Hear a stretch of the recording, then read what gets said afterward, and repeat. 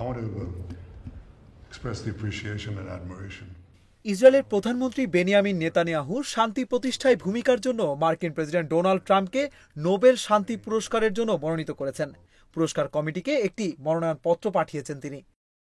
আজ মঙ্গলবার এক প্রতিবেদনে এসব তথ্য জানিয়েছে সিএনএন সহ আন্তর্জাতিক সংবাদ মাধ্যমগুলো। প্রতিবেদন বলছে, স্থানীয় সময় সোমবার হোয়াইট হাউসে নৈশভোজের সময় নেতানিয়াহু পুরস্কার কমিটিকে পাঠানো মনোনয়নপত্রের একটি অনুলিপি ট্রাম্পের কাছে হস্তান্তর করেন।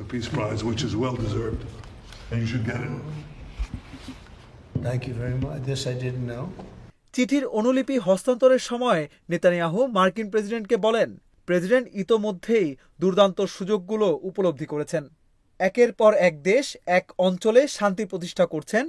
তাই জনাব প্রেসিডেন্ট, আমি আপনার কাছে নোবেল পুরস্কার কমিটিকে পাঠানো আমার চিঠিটি উপস্থাপন করতে চাই। এই চিঠি আপনাকে শান্তি পুরস্কারের জন্য মনোনীত করছে।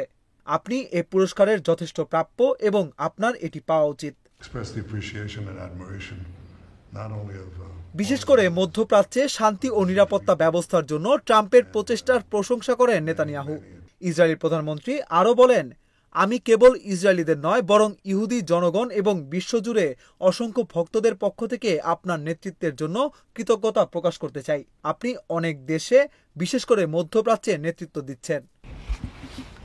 ট্রাম্প নেতানিয়াহুকে ধন্যবাদ জানিয়ে বলেন, বাহ, আপনাকে অনেক ধন্যবাদ। বিশেষ করে আপনার কাছ থেকে আসা এই প্রস্তাব খুবই অর্থবহ।